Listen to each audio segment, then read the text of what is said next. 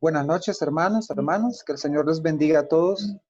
Que nuestro Señor Jesucristo derrame sobre ustedes y sobre todos nosotros su amor, su gracia, su misericordia. Que nos mantenga sanos, que nos mantenga libres de este virus que nos azota y que pronto esta plaga pase. Pero sobre todo, que este momento que vivimos sea su voluntad la que se cumpla. Hoy, hermanos, pues vamos a continuar con nuestro curso de Cristología y vamos a abordar un tema muy interesante. Hoy vamos a empezar a estudiar, este tema lo vamos a dividir en dos, ¿verdad? Ya que son los últimos, pero en especial lo vamos a dividir en dos porque vamos a ver en síntesis sobre las herejías en torno a la figura de Jesucristo. Entonces, en un primer momento vamos a dar a conocer las herejías, pero después vamos a ver cómo se han relacionado y cómo han perdurado hasta el día de hoy. O sea, y es algo muy, muy bonito, pues estudiarlo, pues vamos a entender muchas cosas que pasan alrededor de la figura de Jesús.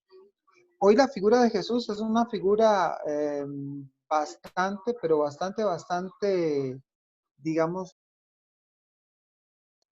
muy controversial para muchos hermanos y en definitiva pues hay que entender, hay que comprender qué nos dice el Evangelio, qué nos dice la historia, qué ha sucedido y cuál es la comprensión de la iglesia sobre la figura de Jesús, sobre el personaje histórico de Jesús, sobre ese Jesús que necesitamos también conocer, que se nos ha sido revelado también a través del tiempo.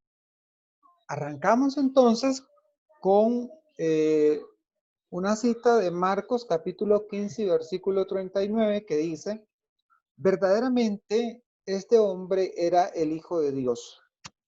Esto es una profesión de fe de parte de un hombre que fue testigo de la crucifixión de Jesús. Un hombre que estuvo presente en el momento de la pasión de nuestro Señor. Un hombre que estuvo presente y no solamente presente, sino que ese hombre toma una lanza y perfora el cuerpo de nuestro Señor Jesucristo y abre en su costado, abre su costado y de él sale sangre y agua. Pero él en ese momento hace una profesión de fe y dice, verdaderamente este era el Hijo de Dios.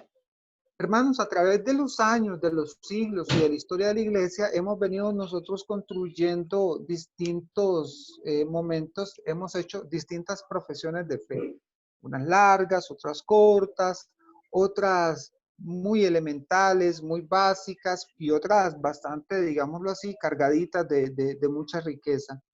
Entonces, eso es importante tenerlo en cuenta, puesto de que profesar una fe en el en Jesucristo, Hijo de Dios, es tener la certeza de que lo que nos ha sido revelado es verdaderamente palabra de Dios. Y esa persona que se nos ha revelado es verdaderamente el Hijo de Dios. Entonces, la iglesia a través de este tiempo ha custodiado la fe en Cristo, que los apóstoles han sido los que nos las han transmitido con gran amor y con gran respeto. La iglesia enseña y defiende, profundiza y explica la fe. Recordemos de que antes de que la Sagrada Escritura la conociéramos como tal, era la tradición de la iglesia la que tenía la última palabra, ¿verdad? Entonces, esta iglesia, que es la custodia, la que tiene el depósito de la fe, es la iglesia que enseña, defiende, profundiza y explica. La iglesia presenta a la persona de Jesucristo y su vida y su mensaje siguiendo enseñanzas del Nuevo Testamento, pero algunos interpretan de manera equivocada y es ahí donde empiezan los problemas, las interpretaciones personales, los juicios personales sobre la figura de Jesús. Estas malas interpretaciones sirvieron para, uno, comprender mejor la persona y el mensaje de Cristo, Hijo de Dios, hecho hombre, y así entender mejor quién es el Dios en quien creemos. Y dos, entender mejor la vida del hombre, o sea, la vida del hombre histórico de Jesús. Hoy vamos a estudiar, por ejemplo, varios tipos de herejía que suscitaron y se dieron alrededor de la figura de Jesús. Estas herejías han salido a partir de los primeros siglos de la iglesia. Entonces, vamos a hablar sobre la herejía de los ebionitas. ¿Quiénes eran estos muchachos, este grupo de ebionitas? ¿En qué creían? ¿Qué es lo que pensaban? Los ebionitas presentan a Jesús como un hombre común y corriente. Ellos decían que Jesús vivió como los otros hombres, o sea, un hombre común y corriente. Y a causa de su gran piedad, mereció recibir más tarde al Cristo que bajó bajo el aspecto de una paloma en el Jordán. Entonces, ellos dicen, Cristo vivió como un hombre común y corriente, a pesar de ser un hombre, y es ahí donde viene la contradicción, a pesar de él ser un hombre común y corriente, en algún determinado momento recibe la infusión del Espíritu Santo en forma de paloma en el Jordán, y es en ese momento que empieza a adquirir un carácter de divinidad. Entonces, sin embargo, a pesar de eso, no lo consideraban Dios. Solo llega a ser Dios después de la resurrección. A hoy, hermanos, que eso lo vamos a ver también la próxima semana, tenemos sectas protestantes que piensan así y tienen esas teorías de que Jesucristo que Jesucristo alcanza la glorificación hasta que es resucitado. Antes era un hombre común y corriente, negando la naturaleza divina de nuestro Señor Jesucristo. Entonces, por esa razón es que también la iglesia tiene que dar una respuesta, tiene que defender la fe, tiene que presentar los argumentos necesarios para dirimir cualquier tipo de duda que exista. Continuamos. Los ebionistas aceptan solo partes del Evangelio según San Mateo, con los cambios que ellos le realizan a los textos. Negaban la divinidad de Jesús y veían a Jesús como un mero hombre. Entonces, en principio es una práctica que hoy en día se da. Yo quito de la Sagrada Escritura lo que a mí me conviene. Yo lo borro, yo lo quito, porque no me interesa de que esa parte a mí me interpele. Por ejemplo, imagínense ustedes un texto tan hermoso en el capítulo 6 de San Juan que dice, mi pan es verdadera comida, mi sangre es verdadera bebida. Y hay hermanos que insistentemente dicen de que la Eucaristía es simbólica. La palabra del texto verdadera tiene que darme a mí un significado fuerte, un llamado a que yo tenga fe sobre eso que se me está enseñando. Es más, Jesucristo en ese mismo capítulo ocupa en varias ocasiones la siguiente palabra, en verdad os digo. Y cuando en los textos de los evangelios se ocupan esas dos expresiones, en verdad os digo, es una manera de decir, así es que necesito que ustedes hagan las cosas. Poniéndolo en español. Sin embargo, los ebionitas hacen algo muy interesante. Ellos aceptan parte del evangelio. Y hoy en día muchas personas, muchos grupos o movimientos religiosos protestantes hacen exactamente lo mismo. Aceptan solo parte del evangelio y cercenan por completo las enseñanzas de Jesús. Muy bien. Vamos a ver también otros dos grupos que también tenían sus propias creencias. Vamos a hablar entonces de los gnósticos y los doxetas. ¿Qué planteaban ellos? Que Jesús es solamente Dios, pero no es hombre. Por una razón muy sencilla, los gnósticos negaban la carne. Ya habíamos hablado dentro del curso pero no habíamos profundizado sobre qué es lo que verdaderamente ellos enseñaban. Los gnósticos decían que el mundo material y el cuerpo humano eran malos. O sea, como la carne es corrupta por causa del pecado, ellos decían de que Cristo no podía ser un hombre de carne. Entonces, Dios, dicen, no se puede unir a ningún cuerpo. Lo único importante era el alma. O sea, lo que tenían era que purificar el alma. Otro aspecto era el espíritu es lo único bueno y perfecto. De ahí todo lo demás ellos lo consideraban completamente mal. Para ellos era insostenible e inconcebible que el Hijo de Dios se hiciera hombre y formara parte de este mundo al tomar nuestra naturaleza humana. Ellos, digámoslo de alguna manera, compañeros, ellos, ambos grupos, ¿no? Gnósticos y doxetas, casi que tienen la misma línea. Entonces, ellos dicen, como el cuerpo conoce el pecado, el cuerpo es objeto de pecado, ¿verdad? Porque es impuro, por muchos aspectos de su vida. Entonces, debido a eso es que ellos dicen que Dios no se puede unir al hombre por causa del pecado, por causa de la impureza, que lo más importante era el espíritu. Entonces, no reconocen la carnalidad de encarnación de Jesús en un cuerpo humano. Perdón. Entonces, los gnósticos negaban la encarnación, no le daban importancia ni a la muerte de Jesús en la cruz, ni a la resurrección. Ellos se basaban en un falso evangelio atribuido a Felipe.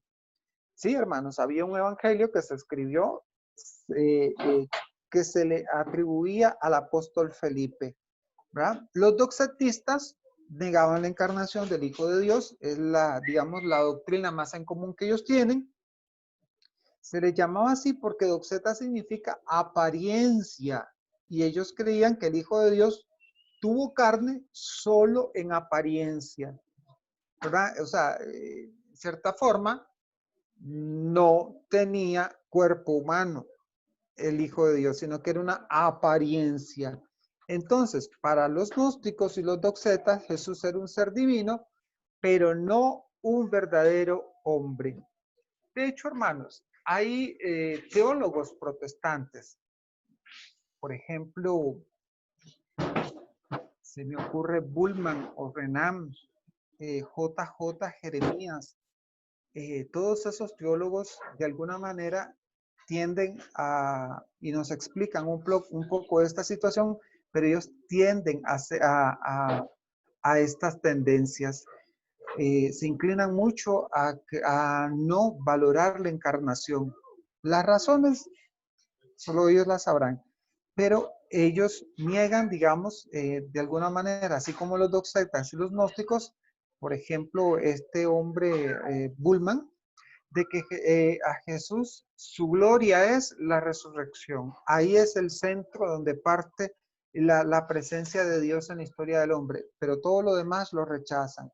O sea, es como lo que hoy vemos dentro de las doctrinas. A muchas personas se les ofrece un Cristo glorioso, pero se les olvida de que ese Cristo glorioso tuvo pasión, muerte y resurrección. Entonces, si nosotros quitamos cualquiera de esos elementos, entonces definitivamente estamos creyendo en un Cristo cercenado.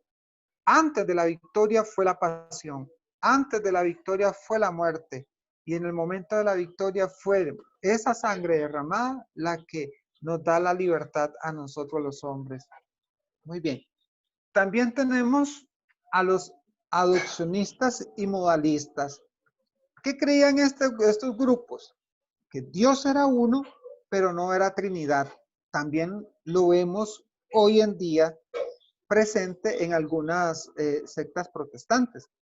No existía ni el Padre, ni el Hijo, ni el Espíritu Santo. De hecho, hay una tendencia de los adventistas que creen de esa manera, que Dios es uno, pero no es trino.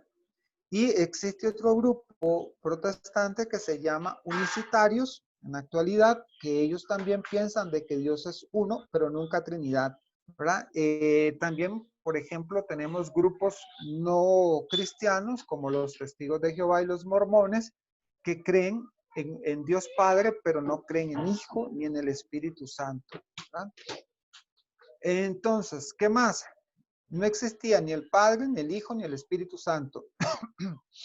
Existía solo un Dios que se comportaba con los hombres, a veces como Padre, otras veces como Hijo y otras veces como Espíritu Santo. O sea, a veces se comportaba asumiendo un rol, a veces de Padre, de Hijo y a veces de Espíritu. No tres personas distintas, sino que es el mismo Dios que asume un rol de Padre, un rol de Hijo y un rol del Espíritu Santo. Eso no es cristiano. Los cristianos creemos en el Padre, el Hijo y el Espíritu Santo. Un solo Dios verdadero, tres personas distintas, ¿ya? Según lo que el creo nos los indica.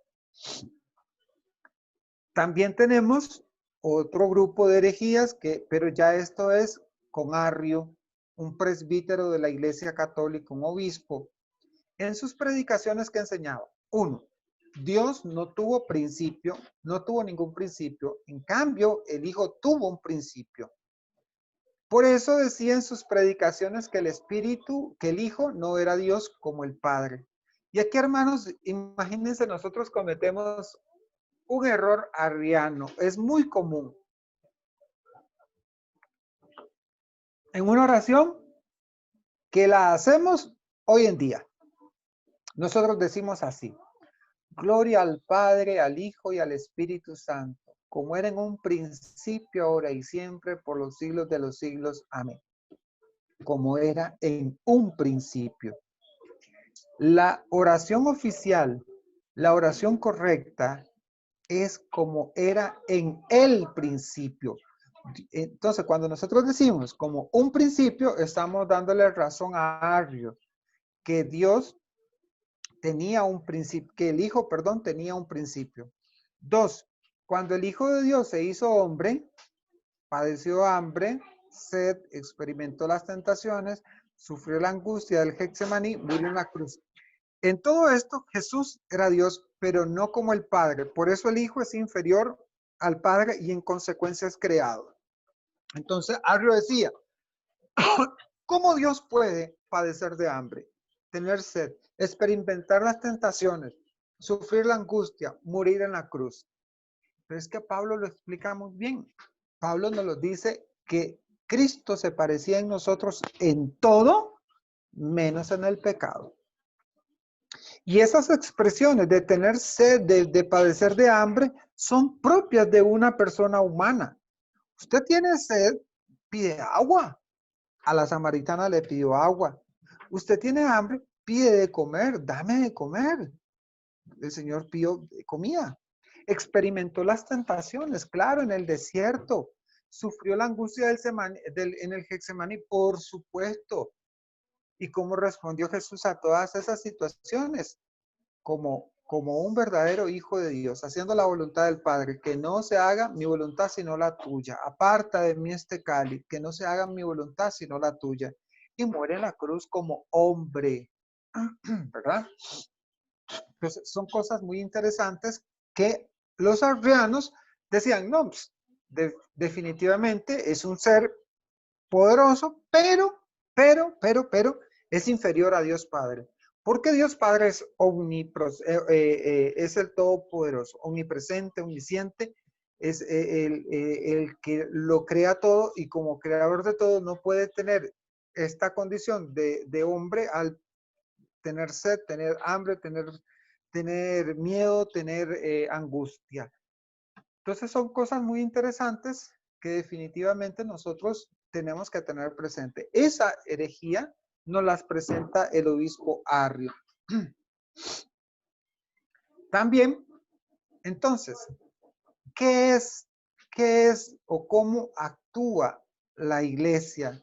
La iglesia pues actúa en defensa de la auténtica fe. Y la iglesia se reúne con los obispos en el concilio de Nicea. ¿Qué sucede en el concilio de Nicea? Dice que la iglesia con sus pastores, maestros autorizados, sus santos, las oraciones, la celebración eucarística y las reuniones de los obispos unidos al obispo de Roma clarifican y explicaron y defendieron la persona, el mensaje y la obra de salvación realizada por Jesucristo. Claro, hermanos, la iglesia con la autoridad que tiene, la iglesia con la autoridad que definitivamente tiene, ellos son los que nos dan a nosotros las pautas a seguir. Hoy vi un post precioso de Santo Tomás de Aquino. Algo así decía, si te lo dice Jerónimo o Agustín, que no te importe, pero cuando la iglesia te lo diga, presta atención. Claro, hermano, les estoy hablando de que Jerónimo y Agustín fueron los santos que uno transcribió la Biblia y el otro la supervisó. Y entonces resulta de que, imagínense ustedes que estos son dos grandes eruditos de la iglesia, dos doctores de la iglesia, y resulta de que Santo Tomás, Tomás de Aquino le dice, ni a ellos, es a la autoridad de la iglesia, porque ellos son la fuente y culmen de toda la verdad, son el pilar fundamental de la verdad.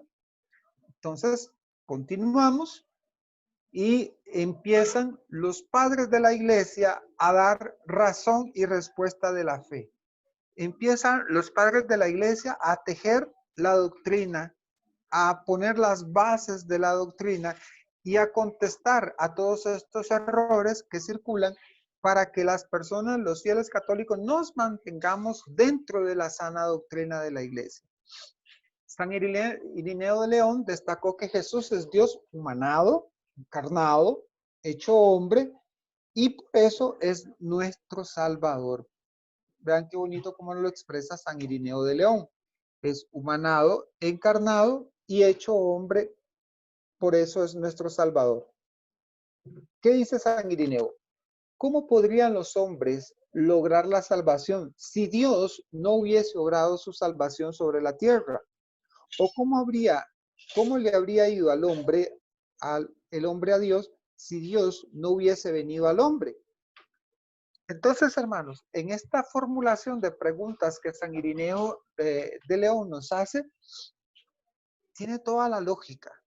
¿Cómo podrían los hombres lograr la salvación si Dios no hubiese obrado la salvación sobre la tierra? Y la oblación perfecta nos las presenta Jesucristo. Cristo, el hombre inmaculado, Cristo, el hombre que no conoce pecado, que era igual a nosotros en todo, menos en el pecado, es ese Cristo el que obra la salvación para nosotros, para nosotros. O como lo pregunta, ¿o cómo habría ido el hombre a Dios si Dios no hubiese venido al hombre? Nosotros no tenemos medios para llegar a Dios. Dios tiene la iniciativa de revelarse al hombre. Dios tiene la iniciativa de hacer morada en nosotros. Yo no puedo ir al cielo por sí antes, ¿sí? Porque a mí se me pegue la gana, ¿no? Ni usted, ni yo, ni nadie. Sin embargo, Dios nos da los medios y esos medios nos los dio Jesucristo a nosotros. Los sacramentos, la iglesia, la Sagrada Escritura, su magisterio, su tradición, todos esos son medios de salvación, ¿verdad? Que nosotros debemos de seguir para encontrarnos con el Señor. Es Cristo el que tiene la iniciativa para sanarnos, para curarnos. Hoy posteaba algo sobre una imagen que miré, observé, y me llamó la atención. Estaba Jesucristo en un hospital atendiendo a un paciente de COVID. Y hermanos, se me vino a la mente el pasaje del encuentro de Cristo con aquel leproso. ¿Qué tenía que hacer un judío de esa época cuando miraba a un leproso? Ahuyentarlo, tirarle piedras, sacarlo, o sea, alejarlo lo más que se pueda. ¿Y qué hizo este leproso? Se acercó a Jesús. Se acercó a Cristo y tuvo un diálogo con Jesús, un diálogo muy interesante, muy hermoso. ¿Qué fue lo que le dijo? Señor, ¿quieres sanarme? Me encantan las respuestas. Quiero, sí quiero. Y a continuación lo toca.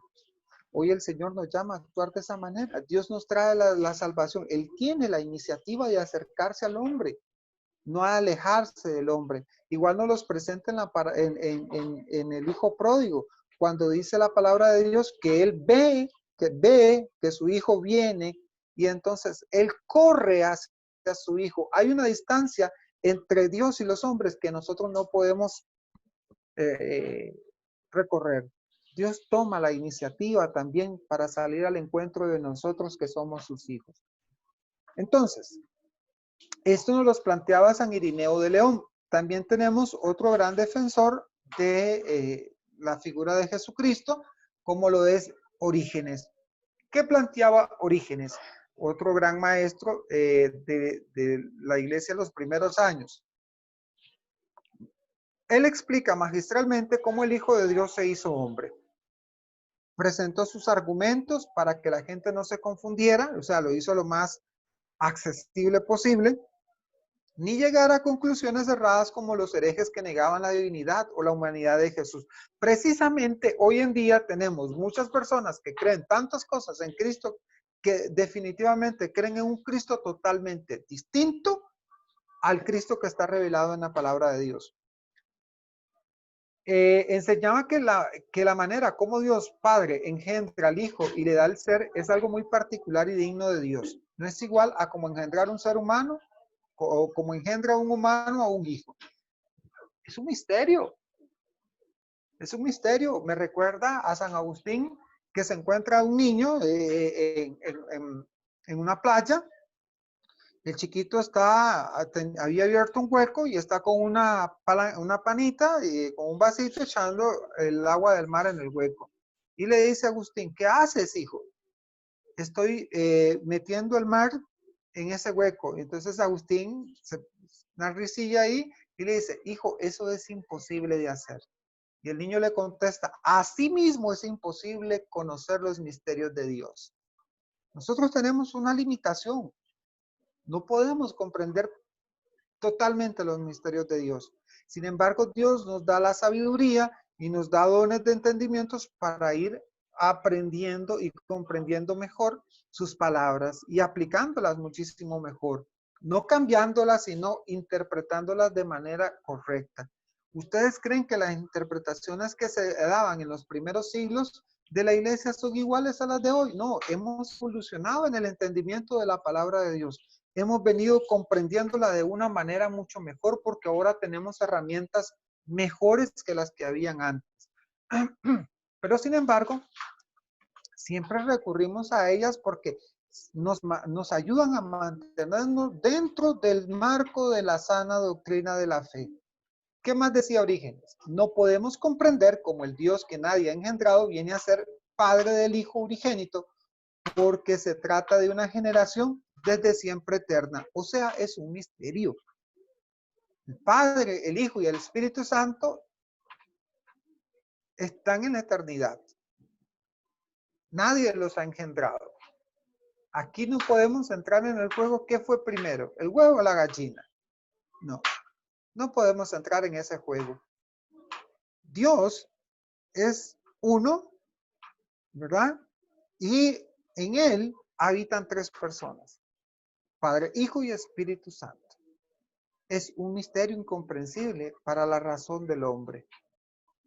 Pero, ojo, siempre podemos comprobar su existencia y su acción particular de cada uno de ellos. Entonces, el Concilio de Nicea nos plantea que Jesús es verdadero Dios, verdaderamente Dios. Más de 2000 obispos se reunieron en este concilio. Vean qué cantidad de obispos. La preocupación principal fue, otra vez vamos, explicar, defender y profundizar la fe ante las ideas del presbítero Arrio, quien negaba la divinidad de Jesucristo. Déjenme decirles algo, hermanos, los planteamientos de Arrio son planteamientos muy sólidos, muy fuertes. Pero hay algo muy interesante, hermanos. En algún determinado momento solo tenemos de evidencia histórica sobre algunas cosas de Arrio una carta, porque el resto de los documentos que Arrio tenía habían sido quemados, habían sido destruidos por un incendio que ocurrió donde él servía. Él era un obispo muy carga, muy inteligente. Él se enfrentó a las mejores mentes de la Iglesia Católica de la época y él tenía mucha convicción y mucha fuerza en su discurso, a tal extremo de que había muchísimos arrianos en Europa de esos años. Los padres del concilio, para formular su fe, tomaron algunos credos pequeños que los fueron uniendo, que se rezaban en las comunidades. Por ejemplo, el credo apostólico, que nosotros conocemos como el credo breve, ¿verdad? El que decimos símbolo de los apóstoles, que es el credo pequeño. Y a partir de estos credos pequeños formaron el grande. ¿Cuál es el grande? El que en la actualidad nosotros tenemos. ¿Qué dice? Creemos en un solo Señor Jesucristo, Hijo de Dios, nacido unigénito del Padre, es decir, de la sustancia del Padre, Dios de Dios, luz de luz, Dios verdadero de Dios verdadero, engendrado, no creado, de la misma naturaleza del Padre. O sea, son una sola naturaleza, una sola persona, un solo Dios, pero hay tres personas, para quien todas las cosas fueron hechas, que hay en el cielo y las que hay en la tierra, que por nosotros los hombres y por nuestra salvación bajó del cielo, se encarnó y se hizo hombre, padeció y resucitó al tercer día, subió a los cielos y ha de venir para juzgar a vivos y muertos. Este es el credo que se formula en el Concilio de Nicea. En los otros concilios va a sufrir más modificaciones. Por ejemplo, esta parte donde dice, por quien todas las cosas fueron hechas, las que hay en el cielo y las que hay en la tierra, se trata de un pasaje de un texto bíblico que San Pablo nos los escribe San Pablo nos los escribe en Colosenses, creo que es, y que nos dice de que toda la creación ha sido hecha por Él y para Él. Todo lo que hay en el cielo, todo lo que hay en la tierra, que Él ha venido por nosotros. Entonces es muy interesante. Entonces aquí tenemos al frente uno de los credos que se formularon en el Concilio de Nicea, que nos explica muy claramente que Cristo fue engendrado, no creado. Entonces, como les decía, vamos a ver esta parte en dos sesiones, esta y la que viene. Con este credo, toda la iglesia fiel a su Señor refleja, uno, la verdad heredada por los apóstoles, la enseñanza de los obispos, sacerdotes y laicos que después de los apóstoles bebieron de aquella corriente de agua que es la tradición, puesto de que los obispos, sacerdotes y laicos, nosotros nos alimentamos, nos formamos del colegio de la iglesia, de los mismos apóstoles. Entonces, de haber sido creado como proponía Arrio, evidentemente Jesucristo no fuera el verdadero Dios. Y no nos hubiese tampoco alcanzado la salvación porque su sacrificio no sería el de un Dios. La oblación perfecta, la única sangre que podía salvar a toda la humanidad era la sangre de Jesucristo. La única sangre que podía liberarnos a todos los hombres del pecado era la sangre de Cristo. No había otra. De él no ser un verdadero Dios y un verdadero hombre, hermanos, definitivamente no hubiéramos obtenido salvación. Pero ya habían cuestionamientos sobre este Jesucristo. Ya no lo estaban algunos grupos, como ya lo vimos, los doxetas, los gnósticos, los modalistas, los adopcionistas, los arrianos, y así también van a aparecer los nestorianos, y hay todavía un poquillo más de grupos que definitivamente negaban de una u otra manera que Cristo se hubiera hecho hombre. Por ejemplo, una manera de negarlo fueron los nestorianos. ¿Qué decían los nestorianos? Es imposible que Dios tenga madre. Cuando la Escritura nos habla claramente de que Jesucristo se engendró de María la Virgen, de que Jesucristo fue hijo de María la Virgen, de ahí toma la carne. Entonces ellos asumen de que si Cristo llegase a tener madre, entonces su madre tenía que ser una diosa, Y no, este modo de pensar hoy en día todavía lo piensan los hermanos protestantes. Entonces, todas estas partes, todas estas enseñanzas que hicieron estos grupos, metieron ruido en su época, pero la iglesia, a través de los concilios, a través de los padres de la iglesia, a través de enseñar y edificar a los fieles cristianos, pues fueron derrotando estas herejías. La próxima semana vamos a continuar con esto para ya finalizar nuestro curso de Cristología. Entonces, no se lo pueden perder, ¿verdad? Muy bien. Entonces, tiene que saltarnos una pregunta. ¿De qué modo Jesucristo es verdadero Dios y verdadero hombre? En la unidad de su persona divina, Jesucristo es verdadero Dios y verdadero hombre, de manera invisible. Él, Hijo de Dios, engendrado, no creado, de la misma naturaleza del Padre, se ha hecho verdaderamente hombre, hermano nuestro, sin dejar con ello de ser Dios, nuestro Señor. La esencia de las dos naturalezas están en la persona de Cristo, en el hombre histórico, en esa presencia de hombre histórico, en ese hombre que tuvo sed, en ese hombre que sintió cansancio, en ese hombre que lloró, en ese hombre que regañó, en ese hombre que tuvo compasión. En ese hombre estaba Dios también. En él habitaban las dos naturalezas de una forma única, sin separarse. Entonces, por eso es que reconocemos, por eso es que su sangre, su sacrificio, vale para la salvación de la humanidad. Si tienen alguna pregunta o alguna duda, entonces, hermanos, invitarlos para la próxima semana que vamos ya a entrar un poquito más de lleno, a hacer una comparación entre las herejías de los primeros siglos con las doctrinas que hoy en día se enseñan sobre la vida de Jesús, sobre nuestro Señor Jesucristo. Entonces, pues, pongámonos nosotros en buena disposición a querer entrarle de lleno a esta materia tan bonita, que es cómo nosotros estamos percibiendo a Jesucristo, cómo lo estamos conociendo a través de todas estas enseñanzas preciosas. Instarlos e invitarlos. Todos los temas de este curso están en la plataforma de YouTube. El momento que usted considere pertinente y ahí pues usted le da a la campanita para que se suscriba al canal y así esté recibiendo todas las formaciones, los retiros y todas las actividades de la Escuela de Evangelización Juan Pablo II. Nosotros estamos para servirles a ustedes llevando la palabra de Dios a todos los rincones y a todos los lugares. Que Dios los bendiga a todos y tengan muy buena noche.